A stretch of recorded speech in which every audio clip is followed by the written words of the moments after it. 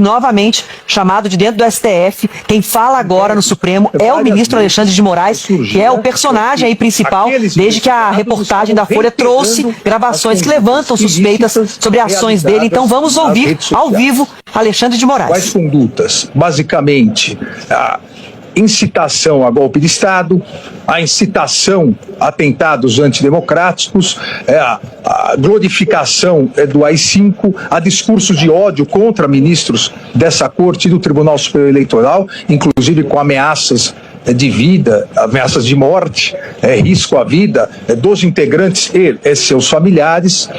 E nós sabemos que há a necessidade que faltou pela novidade nas eleições de 2018, naquele momento, a necessidade de preservação desse conteúdo, porque senão eles são apagados e não podem ser recuperados. Isso é um procedimento normal, investigativo. E esse procedimento, a partir dessa constatação que aqueles já investigados reiteravam nas condutas, esse procedimento poderia se dar de duas formas. Poderia se dar a partir de uma requisição minha à Polícia Federal, para que ela realizasse, poderia se dar a partir de uma solicitação ao Tribunal Superior Eleitoral para que ele fornecesse os relatórios. Como foi muito bem salientado, informações objetivas e públicas, o que estava postado publicamente, para se evitar exatamente que depois fossem apagados. Obviamente, o caminho mais eficiente da investigação naquele momento era a solicitação ao Tribunal Superior Eleitoral, uma vez que a Polícia Federal, lamentavelmente, num determinado momento, pouco colaborava, nós sabemos, com as investigações, retirando o apoio do delegado. O delegado que atuava nos inquéritos chegou a ficar com um único agente policial para poder realizar todas as diligências. E, obviamente, foi dito, seria esquizofrênico eu, como presidente do Tribunal Superior Eleitoral, me auto-oficiar. Até porque, como presidente do Tribunal Superior Eleitoral, no exercício do poder de polícia, eu tinha o poder pela lei de determinar a feitura dos relatórios. Hoje esse meio investigativo continua possível, esse compartilhamento de provas, que é um meio admitido pelo Supremo Tribunal Federal. Hoje sim, eu oficiaria a ministra Carmen, porque agora a presidência do Tribunal Superior Eleitoral é da ministra Carmen.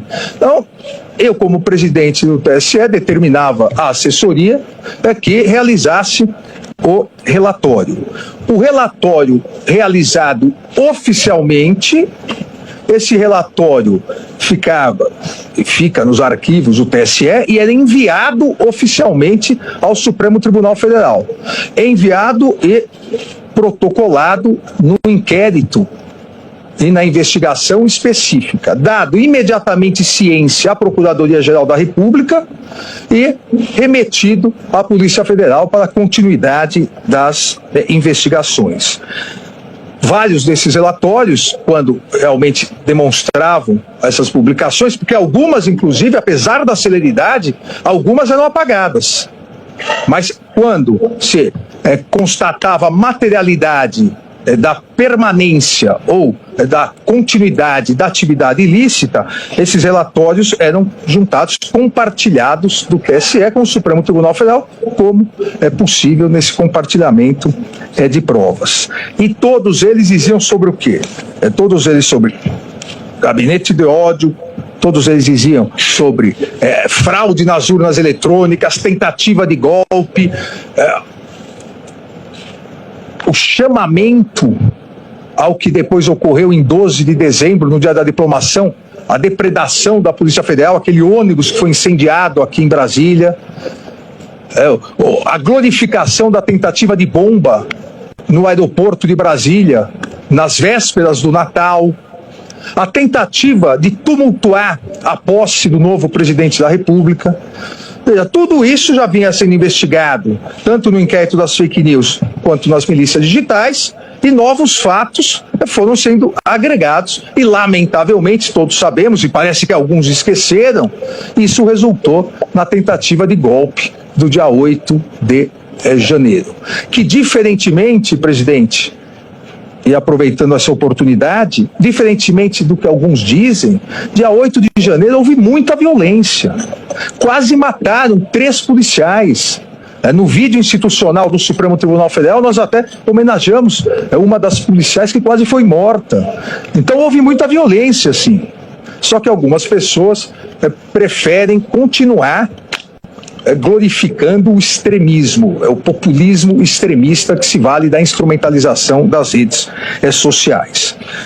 Presidente, eu não quero cansá-los, mas é importante fazer a menção que exatamente todos os relatórios, as juntadas, as ciências são documentadas. As matérias jornalísticas, 2 ontem e 1 hoje, as matérias jornalísticas se referiram a 3, 4, 5, 6, 7, 8 pedidos de relatórios. Todos esses documentados. Eu cito um deles, que foi colocado ontem, do pseudo-jornalista foragido nos Estados Unidos, Rodrigo Constantino. Foi citado ontem isso. A data do envio oficial do relatório, ofício e relatório, dia 27/12 de 2022. A data pro inquérito 4781, e isso deu margem à petição 10.800. Tudo documentado. A data da autuação, uma vez que estávamos no recesso, a data da autuação aqui no Supremo Tribunal Federal, dia 5 de janeiro de 2023. Data da ciência assinada pela Procuradoria-Geral da República, dia 6/1 de 2023. E envio para continuidade de investigações da Polícia Federal, dia 26/6 de 2023. Do último envio foi primeiro em janeiro, depois 11 de maio e depois 26/6. Tudo absolutamente documentado, oficializado, com acompanhamento da Procuradoria-Geral da República e as necessárias pela Polícia Federal.